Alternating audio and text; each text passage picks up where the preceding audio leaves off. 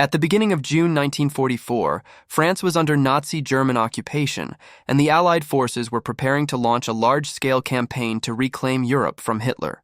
This operation, known as D-Day or Operation Overlord, was the Normandy landings, one of the largest amphibious assaults in history, involving hundreds of thousands of American, British, and Canadian troops. On June 6, 1944, Allied forces landed on 5 main beaches in Normandy, Utah, Omaha, Gold, Juno, and Sword. This was a decisive turning point, opening a second front in Western Europe and forcing Germany to split its forces to defend both the Eastern and Western fronts. Although the D-Day landings were successful in establishing beachheads, the Allies encountered fierce German resistance. The German Atlantic Wall defenses consisted of reinforced bunkers, machine gun nests, mines, and coastal obstacles. Inland, approaches to St. Lo and the Cotton Tam Peninsula were carefully defended by the Germans. German units, particularly the Panzer Divisions, had gained experience from campaigns in North Africa, Italy, and the Eastern Front, so they knew how to use terrain, bombardment, and organized defense to inflict maximum casualties on the Allied assault forces. German soldiers believed that the initial American artillery barrages were only temporary support and not strong enough to overwhelm them. After weeks of intense fighting, American forces gradually captured several strategic points in Normandy, but progress remained slow because of difficult terrain and dense German defenses. Movement of tanks and infantry along narrow routes was impeded by ditches, gun emplacements, and accurate German fire. This led U.S. commanders, particularly General Omar Bradley, to recognize that to open the way for infantry and armor to penetrate inland, they needed a more concentrated and precise artillery method. To prepare for Operation Cobra, which began in late July 1944, the U.S. Army implemented an unprecedented artillery plan in Europe. The plan applied the principle of concentrated fire. Hundreds of guns of various calibers, from 105mm and 155mm to 8-inch, would fire on a designated target simultaneously. The objective was to destroy the main defensive positions of the Panzer Division south of St. Lo, paralyze their command organization, break morale, and open the way for infantry and tanks to push inland. What set American artillery apart from the German was not only quantity but also organization and meticulous preparation. The U.S. developed a system of forward observers, FOs, with each observer equipped with an SCR 619 radio capable of direct contact with fire direction centers, FDCs. This system allowed artillery units from different locations to coordinate firing so their rounds struck the same target simultaneously, producing maximum destructive effect. The FDCs were calculation hubs where officers and enlisted men used firing tables, plotting boards and ballistic formulas to compute ranges, shell flight times, weather conditions, and other variables to ensure shells from all guns hit the target at the same moment. Another important factor was standardization of guns and ammunition. U.S. guns and shells were manufactured to tight standards, ensuring that a 105mm round fired from any gun would have the same trajectory and muzzle velocity. This contrasted sharply with the German situation, where shell production was increasingly disrupted by Allied bombing and distributed among many facilities, resulting in uneven quality. Thanks to standardization, the Americans could accurately calculate flight times for shells from each gun, ensuring simultaneous impact, the time on target, a TOT effect. During preparations, the U.S. Army also maximized information technology and industrial organization. Hundreds of kilometers of telephone wire, radio networks, and redundant communications lines were laid so information from forward observers could reach the FDCs quickly and accurately. Personnel training at FDCs, notably at Fort Sill, was standardized, ensuring artillery teams could perform complex calculations rapidly, sometimes within minutes. This training turned thousands of recruits with little military experience into expert artillery calculators in less than 3 years.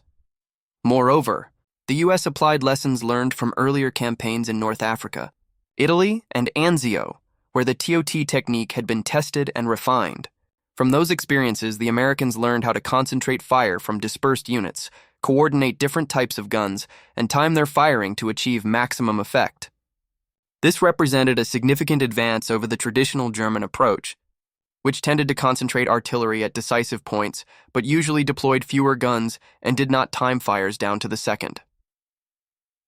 On July 25, 1944, when Operation Cobra officially began, the U.S. had massed more than 1,000 guns along the line south of St. Lo, at distances ranging from 5,000 to 25,000 yards from the target. Each gun's firing time was calculated based on trajectory, muzzle velocity, shell type, weather conditions, and distance to the target. When the American artillery opened up, all guns struck the target simultaneously, producing a rain of shells that smashed German defensive lines, destroyed fortifications and vehicles, and paralyzed command and control. German units, despite combat experience on many fronts, were completely surprised by the scale and precision of the American fire. They not only suffered heavy losses in men and material, but also experienced a severe collapse in morale. Before the barrage, the Americans also coordinated with the Air Force to bomb the target area, disorienting and stunning German defenders. After the artillery strike, American infantry and armor advanced to exploit the gaps created by the barrage. As a result, the Panzer Divisions and other German units were nearly incapable of organized resistance, and St. Lo gradually opened to Allied forces advancing deeper into northern France. Beyond tactical effectiveness, Operation Cobra demonstrated a new principle in modern warfare: organization, standardization, and system-wide coordination can outperform mere fighting spirit or battlefield experience. American artillery became not just individual guns, but an integrated network of technology, personnel, and industrial organization that allowed the delivery of massive, precise, and synchronized fire. This was a turning point in modern artillery practice and laid the groundwork for later fire coordination methods used during the Cold War and by modern militaries. In addition to the military factors, preparations involved enormous logistics, with thousands of tons of ammunition continuously transported from the Normandy beaches to artillery positions.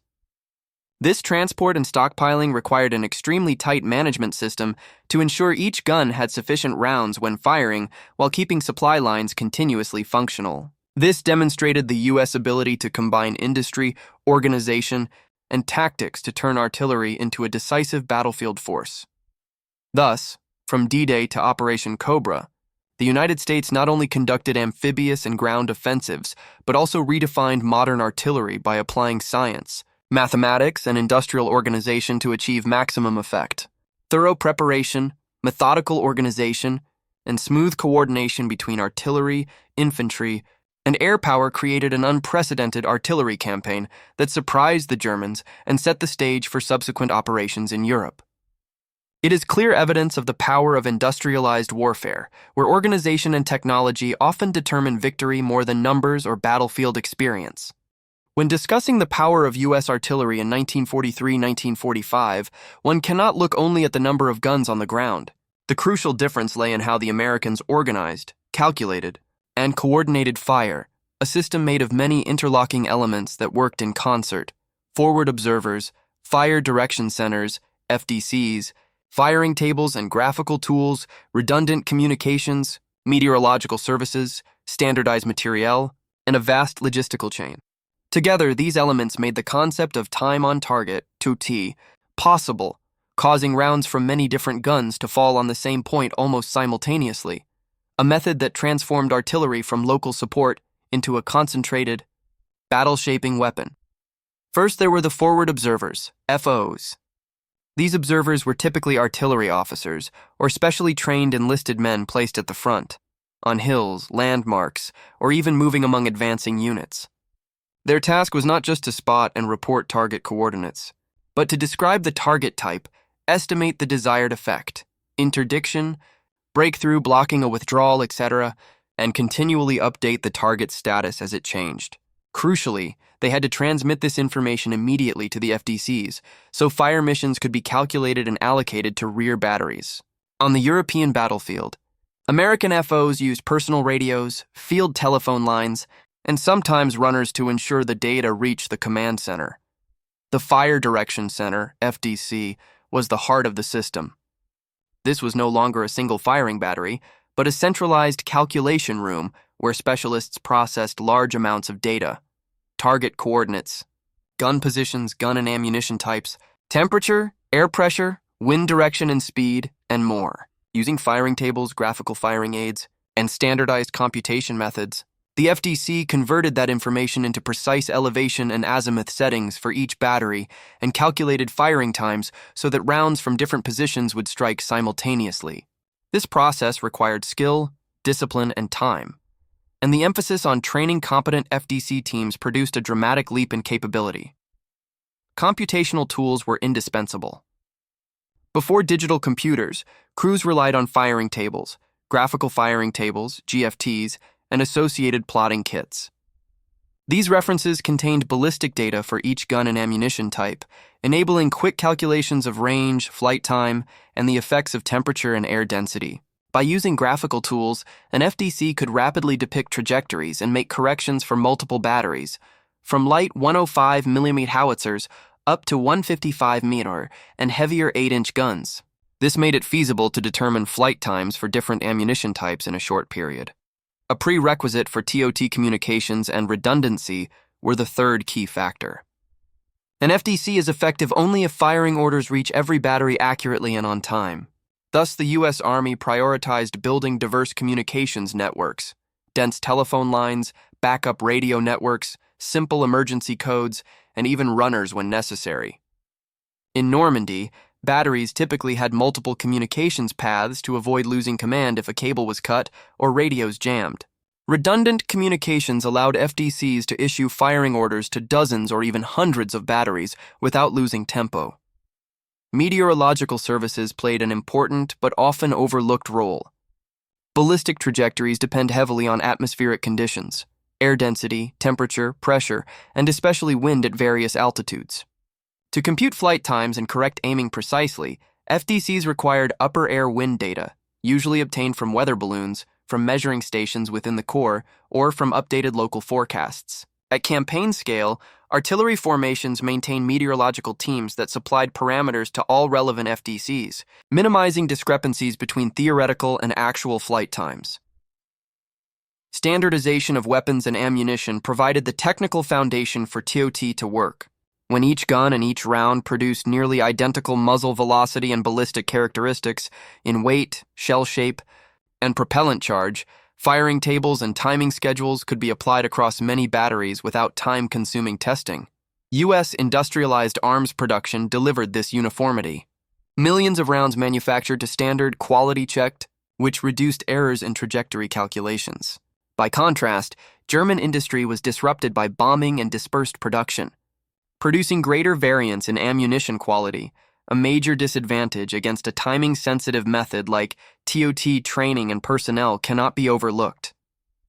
Turning artillery into a systemic weapon required a workforce trained to a high standard.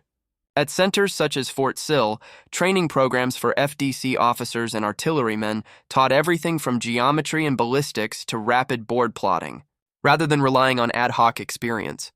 The U.S. training system standardized procedures so that a newly graduated FDC team could integrate into the network and operate compatibly with other units immediately. This mass training, producing artillery engineers at scale, was essential to making TOT deployable across the European front.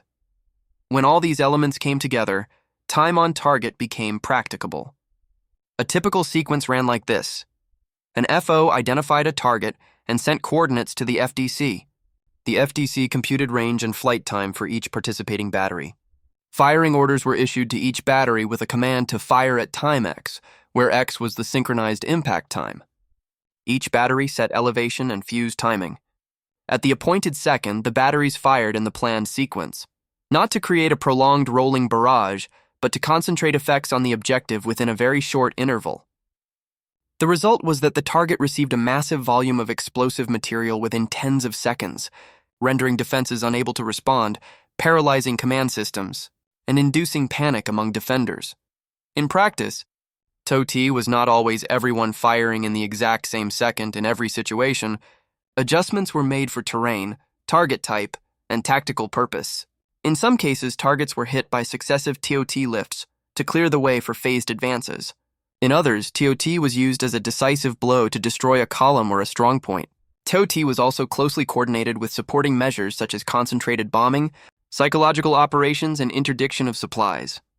Finally, logistics, moving ammunition, maintaining guns, supplying fuel and transport was the backbone that kept the system running. TOT consumes enormous quantities of rounds in a short time. Without an effective transport network to move ammunition from ports to depots and from depots to batteries, the ability to sustain concentrated fire would be limited. In the Normandy campaign, American use of temporary ports, internal road networks, and continuous supply systems ensured batteries could be reloaded and remain ready when needed. In summary, the artillery system the United States built before and during 1944 was not a sudden miracle, but the result of integrating components. Responsive forward observation, specialized FDCs, computational and graphical tools, redondant communication, meteorological services, standardized production, and a robust logistics chain.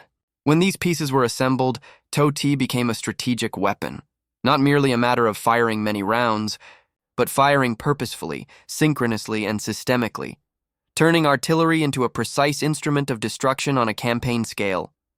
The shift from unit artillery to system artillery changed the character of battles in Western Europe and left a lasting legacy for modern artillery practice.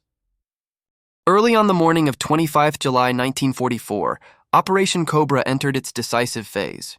After weeks of preparation, surveying coordinates, establishing communications networks, planning detailed firing missions, and coordinating with air operations, U.S. artillery units were ready to execute one of the most concentrated and precisely calculated bombardments on the Western European battlefield. The target area had been defined, the German defensive positions around St. Lo, and the strong points protecting the city's southern supply routes. The plan was not simply to shower the enemy with shells. It aimed to paralyze their ability to respond by making rounds from many different guns fall on the same area within a matter of seconds. The basic principle of time on target. The TOT process began days earlier with registration and survey work. FDCs, fire direction centers, together with ground survey teams located each gun position, identified the exact coordinates of targets, and logged reference points for orientation. This was crucial. TOT required precise knowledge of every gun's location and its distance to the objective, because an input error of only a few dozen yards could translate into a miss of hundreds of yards during a massed fire mission. Fixed forward observers determined target coordinates, tracked enemy movement, and sent data to the FDCs responsible for calculations. Each FDC, like a rapid calculation room, received the target coordinates, gun positions, ammunition types, and meteorological readings, then used firing tables and graphical firing aids, GFT-GST, to compute elevation, azimuth, and most importantly, the firing time for each battery. The chosen impact time was a tactical decision. It had to maximize surprise and at the same time create a window for infantry and armor to deploy. At Cobra, commanders decided on a series of sequential TOT strikes, each a focused punch against different segments of the German line, combined with a preliminary area bombing by the Air Force. Before the guns opened on 24 July, heavy bombers struck the target area to disrupt fortifications. That bombing caused a huge shock but also had tragic consequences when some bombs fell off target and inflicted casualties among U.S. troops near the fighting, an unfortunate reminder of the risks inherent in large-scale, joint fires on a mixed battlefield. Back to the artillery. Each battery received orders that were not simply fire at target X, but fire at time Y, with predetermined elevation and corrections. Because a shell's flight time depends on many variables, caliber, shell characteristics, propellant charge, angle of fire, and atmospheric conditions, the command fire at time Y was the result of exacting calculations. A 105mm piece located close to the target might have a shorter flight time than a 155mm gun stationed farther away. To have both shells impact simultaneously, the nearer battery would be timed to fire later, or the farther battery to fire earlier, depending on the synchronized moment. At Cobra's scale, thousands of rounds were scheduled in this way to produce a single, synchronous moment of detonation across the enemy area. When the clock reached the designated minute in the plan, firing orders were transmitted to each battery via multiple communications channels, field telephone, backup radio, and the battery's own personal signaling methods. In those decisive minutes, the air hummed with countdowns, the clicks of gauges and radio exchanges. A command structure monitored the sequence so that every battery, regardless of range or caliber, discharged according to the timed plan so that their shells converged on the target. In practice, TOT was not necessarily every gun firing in the exact same second, but a carefully aligned timing sequence so that layers of fragmentation, detonations, and blast pressures arrive together, amplifying destructive effect. The immediate effect was devastating. When the TOT waves struck, defensive works, firing pits, and command positions were violently disrupted. Revetments were flattened, trenches filled in, light vehicles and some tanks were destroyed or disabled by blast and fragments. It was not only physical damage. The psychological shock of being suddenly drenched by a concentrated, synchronized barrage without graduated warning or a prolonged rumble sent many German soldiers into stunned panic, breaking unit cohesion. After-action reports show that several German units lost communications within a few TOT lifts. Local commanders could not assemble forces, and withdrawal routes descended into chaos, creating exploitable opportunities for U.S. mechanized forces. Immediately after the TOT strikes, American infantry and mechanized forces surged forward. The purpose of TOT was not only destruction, but to open a tactical gap for assault units to exploit. In the hours that followed, tanks and armored columns poured into the confusion, penetrating deeply, fragmenting defensive lines and isolating enemy groupings. The speed at which the effects of artillery were converted into infantry advances determined the campaign's success. If defenders recovered quickly, the advantage vanished. If they did not, a breakthrough could emerge, precisely what unfolded after Cobra. Combat experience also showed that TOT was most effective when tightly integrated with other sources of fire. Area bombing, direct fire from tanks, close support artillery for infantry, and self-propelled guns. At Cobra, that coordination was central. Artillery demolished hardpoints and broke defensive structures, air power induced shock and gaps, and tanks and infantry moved in to exploit them. The seamless succession of fire sources left German defenses little chance to stabilize, yet not everything was perfect. Concentrating such massive fire carried risks to civilians and friendly troops, as earlier bombings had demonstrated. Likewise, TOT consumed enormous quantities of ammunition in short bursts, placing intense strain on logistics. If resupply were interrupted, the ability to sustain repeated TOT strikes would diminish. Thus, the sustainability of ammunition, fuel, and spare parts deliveries was essential for TOT to be more than a one-off success and instead become a strategic tool. In the days following the opening TOT, battlefield reports recorded heavy losses among German defenders around St. Lo, fortifications leveled, many vehicles put out of action, and a serious collapse in troop morale. The command capability of some divisions was degraded to the point that they could not organize effective counterattacks. That situation allowed Allied forces to maneuver further into liberated territory and altered the balance of forces in the Normandy sector. In short, the TOT phase of Operation Cobra demonstrated how the combination of ballistic mathematics, disciplined command procedures, and logistical capacity could transform artillery from a local support arm into a campaign-level weapon.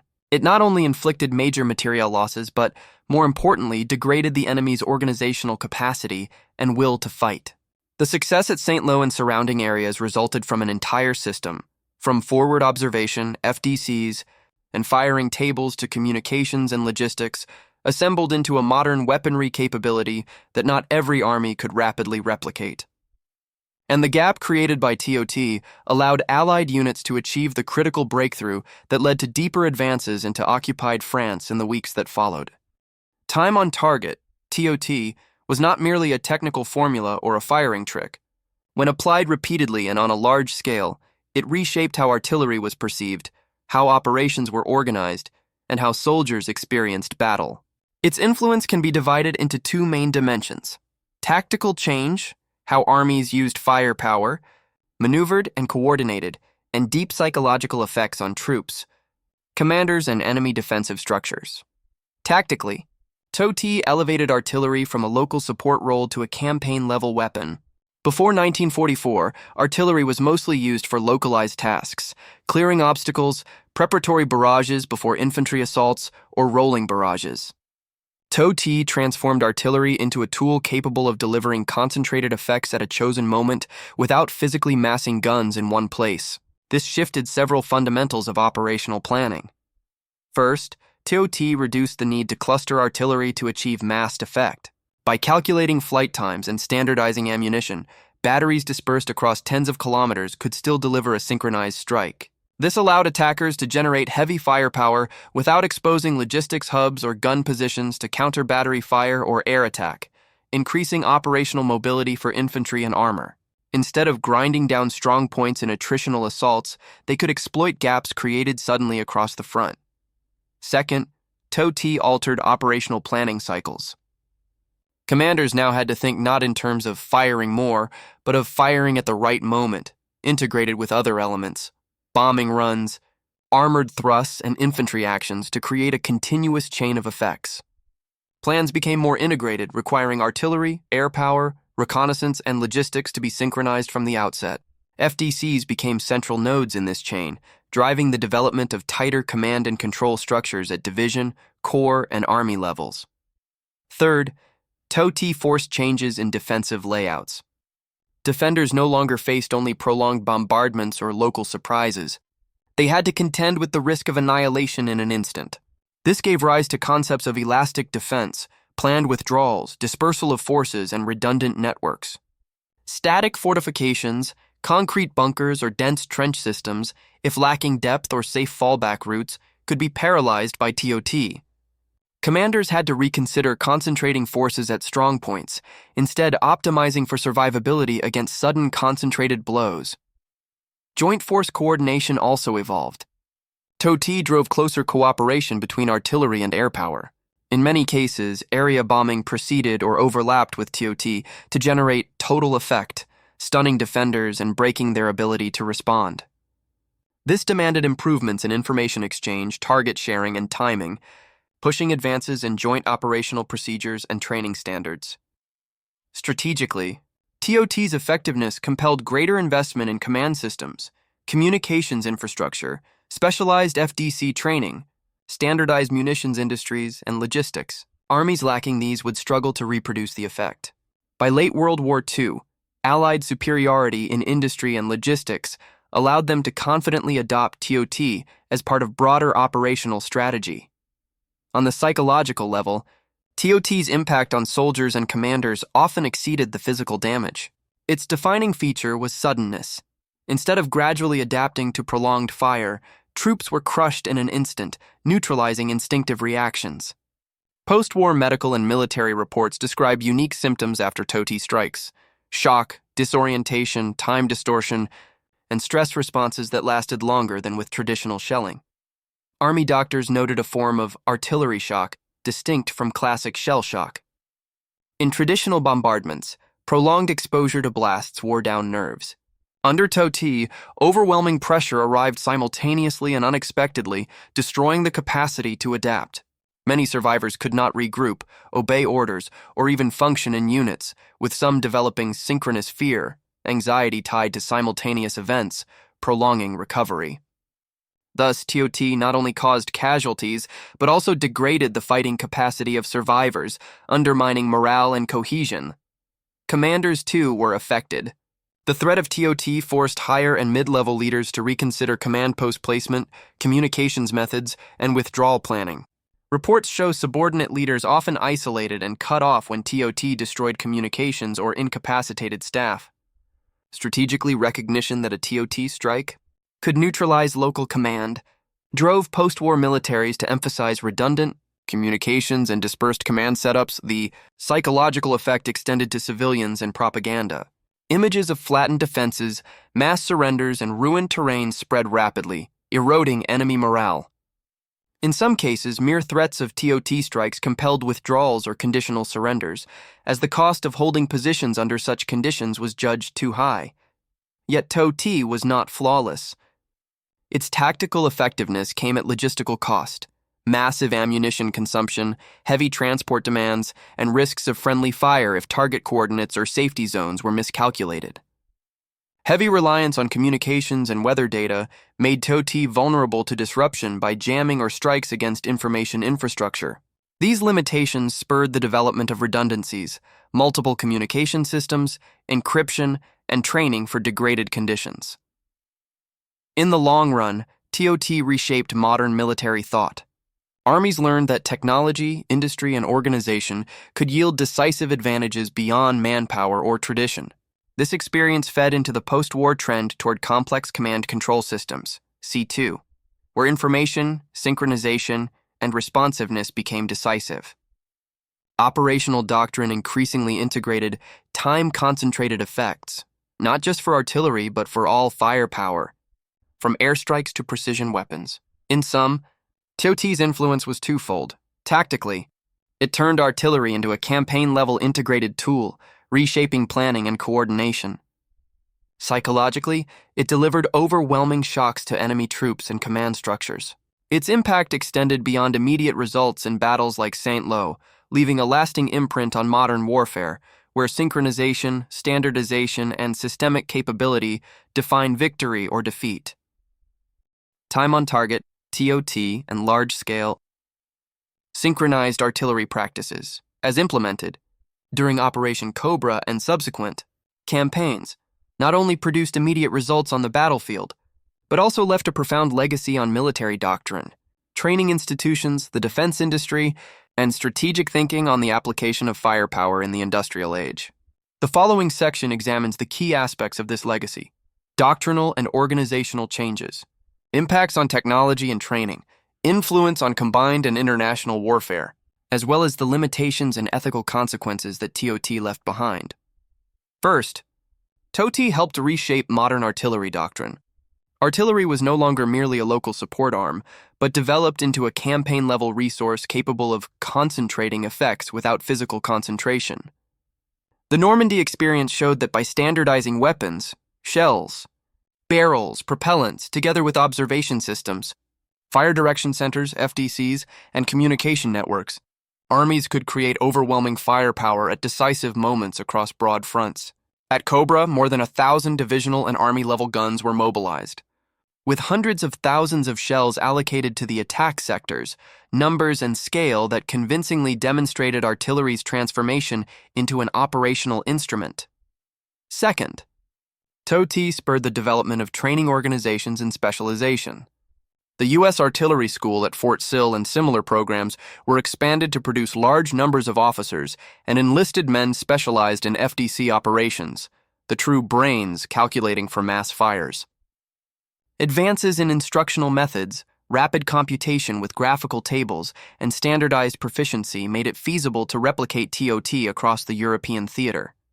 Fort Sill and artillery schools played a central role in this process. Technologically, TOT marked a key transition from manual computation to later automation and digitization. Tools such as graphical firing tables, GFT, and graphical time-of-flight methods paved the way for the later development of computerized fire control systems.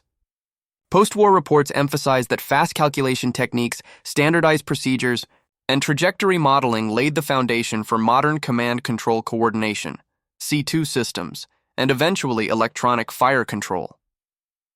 Another technological expression was the proximity fuse, VT, a breakthrough that greatly increased shell lethality when paired with TOT. Mass production, over 22 million fuses during WWII, and integration with TOT shells produced optimal fragmentation bursts, reducing the protective value of traditional trenches and increasing psychological impact on defenders. The synergy of engineering, industrial capacity, and logistical management showcased the fusion of industry and tactics. TOT also changed the mindset of combined arms warfare. The coordination of area bombing, TOT artillery, and mechanized assault in Cobra was an early example of synergistic effect between air power and ground forces, a model that post-war militaries studied and codified. Lessons on air artillery ground synchronization contributed to joint doctrine, especially in spatial temporal planning of bombing and fire support. Allied forces and later NATO recognized the critical importance of robust C2 and synchronization between force domains. At national and international levels, TOT experience directly influenced post-war force development. Many armies prioritized concentrated fire planning, invested in FDC training, mechanized communications, and weapons standardization. In Europe, this was reflected in alliance artillery structures, while countries such as the New Germany, France, and Israel adopted and adapted similar principles into their training and organization. These procedures later evolved to serve the age of precision munitions and network-centric warfare. Yet the legacy of TOT was not purely beneficial. It also exposed limits, risks, and ethical dilemmas. Strategically, TOT consumed enormous resources. If logistics faltered, effectiveness declined sharply. Ethically and in civil terms, concentrated barrages and accompanying area bombing caused civilian casualties and infrastructure damage. Incidents of stray bombs at Cobra served as reminders that large-scale fire coordination always carried risks of unintended loss.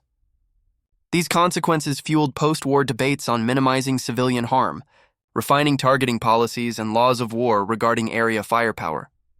Additionally, TOT highlighted growing dependence on information and infrastructure, communication networks, precise surveying, meteorological services, and ballistic data repositories had to function reliably. This created systemic vulnerabilities. If adversaries could disrupt communications, jam, or strike logistics, TOT effectiveness suffered. These lessons later spurred encryption, communication redundancy, and fallback procedures for degraded operations, all crucial to modern C2 doctrine. In the long term, TOT was a clear precursor to the technological evolution of fire control, from graphical tables to computerized systems, then GPS, precision target designation, and ultimately GPS-guided missiles and smart munitions, all based on the fundamental idea of synchronizing time and space of force effects to deliver decisive concentrated blows. This legacy permeates modern systems: networked self-propelled artillery, clustered missile strikes, and multi-domain operations. Conclusion: time on target and synchronized artillery methods transform the face of modern warfare, not only by increasing immediate destructive capacity, but by laying the foundation for strategic thinking rooted in organization, industry, information, and joint coordination. Its legacy spans training, technology, doctrine, and ethical considerations in the use of concentrated firepower. The lessons of TOT remain valid today. In the era of precision weapons and network warfare, the ability to translate data into synchronized force effects continues to be one of the decisive factors of victory.